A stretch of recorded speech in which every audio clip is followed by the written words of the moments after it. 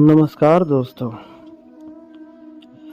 उपनिषदों से ली गई यह कथा बताती है कि मनुष्य असीम संभावनाओं का स्वामी है। जहाँ एक तरफ वह अपने पुरुषार्थ से राजा बन सकता है, तो वहीं अपने आलस्य से रंक भी। वह अपने अविवेक से अपना नाश कर सकता है, तो अपने विवेक से अपना निर्वाण भी। यानी हम सब अपने आप में महाशक्तिशाली हैं, पर हममें से ज़्यादातर लोग पूरे जीवन काल में अपनी असीम शक्तियों का एक छोटा सा हिस्सा भी प्रयोग नहीं कर पाते। क्यों न हम भी डाकू रत्नाकर की तरह समानता को त्याग कर उत्कृष्टता की ओर बढ़े। यह कहानी है मित्रों, डाकू रत्नाकर और देव ऋषि नारद की।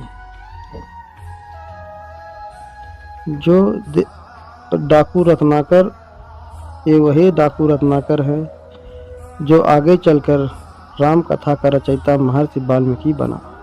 आइए जानते हैं कैसे। बहुत समय पहले की बात है। किसी राज्य में एक बड़े ही खूंखार डाकू का भय व्याप्त था। उस डाकू का नाम रत्नाकर था। वह अपने साथियों के साथ जंगल में गुजर रहे राहगीरों को लूटता और विरोध करने वालों पर उनकी हत्या भी कर देता।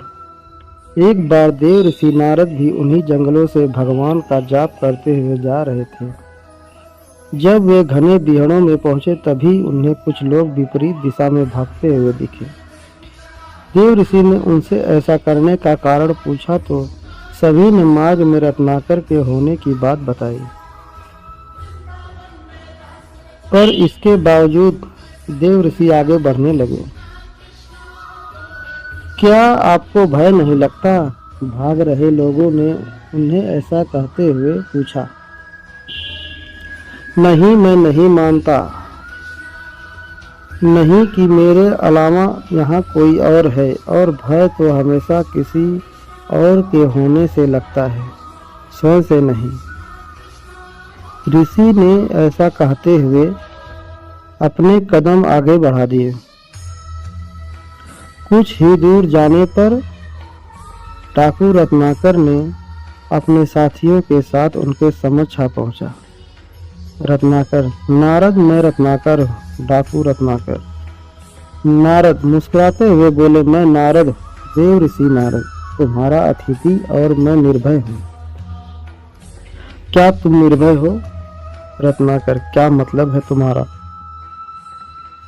नारद, ना मुझे प्राणों का भय है, ना असफलता का, ना कल का, ना कलंक का, और ना कोई भय है जो तुम जानते हो। अब तुम बताओ, क्या तुम निर्भय हो? रत्नाकर, हाँ, मैं निर्भय हूँ। ना मुझे प्राणों का भय है, ना असफलता का, ना कल का, ना कलंक का। नारद, तो तुम यहाँ इन घने जंगलों में छिपकर क्यों रहते हो? क्या राजा से डरते हो? रत्नाकर, नहीं। नारद, क्या प्रजा से डरते हो? रत्नाकर, नहीं। नारद, क्या आप पाप से डरते हो? रत्नाकर, नहीं। नारद, तो यहाँ छिपकर क्यों रहते हो? यह सुनकर रत्नाकर घबरा गया और एक टक देव ऋषि को घूरने लगा। नारद, उत्तर मैं देता हूँ, तुम पाप करते हो और पाप से डरते हो। रत्नाकर हंसते हुए बोला, नारद, तुम अपनी इन बातों से मुझे भ्रमित न कर सकते हो। ना मैं पाप से डरता हूँ, ना मैं पुण्य से, ना मैं देवताओं से, ना दानवों से, ना राजा से, ना राज्य से, ना दंड से, ना विधान से। मैंने राज्य के साथ द्रोह किया, मैंने समाज के साथ द्रोह किया, इसलिए मैं यहाँ इन बिहड़ों में रहता हूँ। ये प्रतिशोध है मेरा। नारद, क्या वो पाप जिससे तुम डरते हो? रत्नाकर, मुझे इतना मत उकसाओ कि मैं तुम्हारी हत्या कर दूं। नारद, इतना तो मैं जान चुका हूँ कि पाप और पुण्य की परिभाषा हमेशा तलवार तय करती है और उसे कमजोरों पर थोपते हैं। मैंने साम्राज्यों का विस्तार देखा है, हत्या से, बल से, छल से। मैंने वाणिज्य का विस्तार देखा है, कपट से, अनीति से, अधर्म से। वो पाप नहीं था। मैं सैनिक था और दुष्ट और निर्दयी सौदागरों की भी रक्षा की। वो पाप नहीं था। युद्ध में हारे हुए लोगों की स्त्रियों के साथ पशुता का व्यवहार करने वाले सैनिकों की हत्या क्या कि मैंने पापी हो गया? राजा, सेना और सेनापति का अपराधी हो गया मैं? क्या वो पाप था?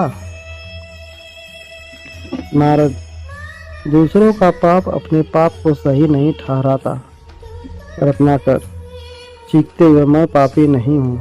नारद, कौन निर्णय करेगा? वो जो इस यात्रा में तुम्हारे साथ है या नहीं? क्या तुम्हारी पत्नी, तुम्हारा पुत्र, क्या इस पाप में तुम्हारे साथ है?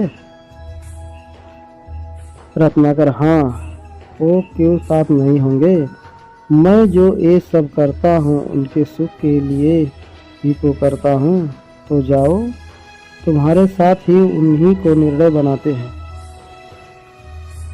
जाओ, अपनी पत्नी से, अपने पुत्र से, अपने पिता से, अपने निकट संबंधियों से पूछ कर आओ, जो तुम कह रहे हो क्या वो पाप नहीं है?